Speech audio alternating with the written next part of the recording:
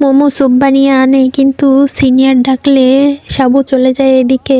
বলে তুমি কি মিশিয়েছো। এদিকে সিনিয়রকে নিয়ে ভিতরে যায় আর গিয়ে দেখে লিকে কিছু নেশাযুক্ত খাইয়ে দিয়েছে। তখন লি দৌড়ে আসে আর সাবুকে বলে এরা দুজন মিলে আমাকে তোমার কাছে খারাপ করতে চেয়েছে, আর দুজন চলে যায়। এদিকে সাবুকে লি কিস করতে যায়, তখন বলে কিসের লজ্জা, আমরা তো এখন স্বামী স্ত্রী। বলে তুমি নাটক বন্ধ করো।